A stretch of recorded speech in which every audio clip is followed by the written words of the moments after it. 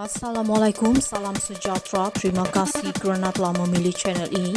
Jangan lupa tekan butang like, komen, subscribe dan share untuk Menteri guna kuasa selamatkan UMNO. Tunjukkan parti itu memang melanggar perlembagaan. Kuala Lumpur, kenyataan yang dikeluarkan oleh Menteri Dalam Negeri Dato' Sri Saifuddin untuk menggunakan kuasanya dalam pengecualian undang-undang terhadap UMNO menunjukkan parti itu ternyata melanggar Akta Pertubuhan. Bekas Ahli Parlimen Rembau Khairi Jamaluddin berkata, sekiranya UMNO tidak melanggar akta berkenaan, sepatutnya Saifuddin tidak perlu menggunakan kuasanya untuk menyelamatkan parti politik berkenaan.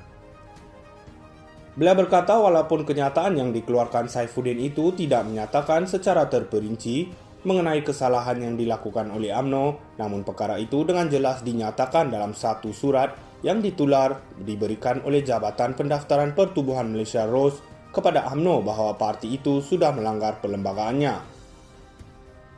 Saya tidak pasti surat daripada Ketua Pengarah ROS, Muhammad Narwadi Sadi kepada Setiausaha Agung UMNO itu sah atau tidak.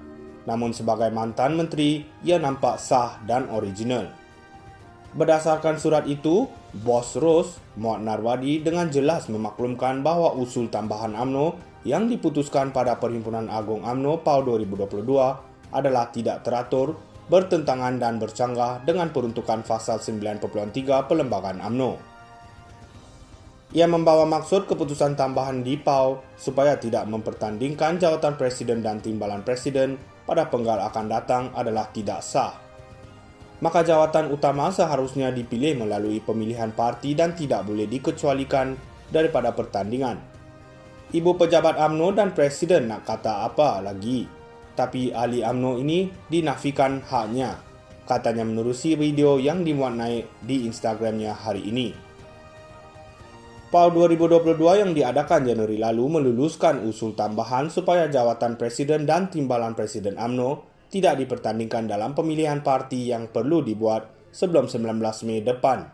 Walaupun beberapa perwakilan membuat bantahan ketika berbahas ucapan dasar Presiden.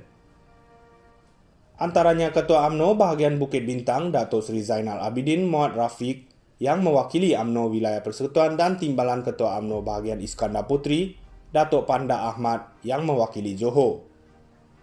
Mereka senada menegaskan usul tambahan itu bertentangan pasal 30 Perlembagaan UMNO dan perkara 10 Peranturan Persidangan.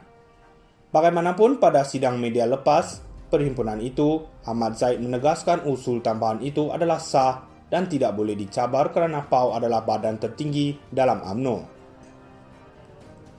Dalam pada itu, Khairi yang juga bekas Menteri Kesihatan berkata, walaupun Setiausaha Agung UMNO sudah menerima surat berkenaan, namun beliau menyifatkan Dato' Sri Ahmad Mazlan sebagai tidak tahu malu kerana membuat usul sendiri dan dengan jelas melanggar perlembagaan parti. Nak halalkan usul berkenaan hanya dengan satu cara, iaitu menggunakan menteri daripada PKR gunakan kuasanya ke atas parti. Maka terselamatlah Zahid, Dato' Sri Zahid Ahmad Zahid Hamidi dan Mat Hassan, Dato' Sri Muhammad Hassan daripada jawatan mereka dipertandingkan. Tetapi jawatan lain bertandinglah sepuasnya. Mereka di atas kini menjadi kasta tidak boleh disentuh, katanya. Beliau turut menemplak pernyataan yang dikeluarkan oleh segelintir penyokong UMNO yang mengatakan pengecualian itu diberikan oleh Saifuddin bagi menggalakkan parti daripada diharamkan. Logik yang tidak masuk akal, siapa kata UMNO akan diharamkan. Dalam surat itu dengan jelas menyebut supaya UMNO untuk mengambil tindakan pembetulan dengan tidak mengetepikan perlembagaan. UMNO ini dah buat silap. Jadi sila perbetulkan, buka pertandingan Presiden dan Timbalan Presiden, habis cerita. Tidak perlulah melanggar perlembagaan sendiri, namun tidak, mereka ini tak nak perbetulkan, tetapi minta belas ehsan menteri, katanya. Assalamualaikum dari channel Connect Politik. Terima kasih, jumpa lagi.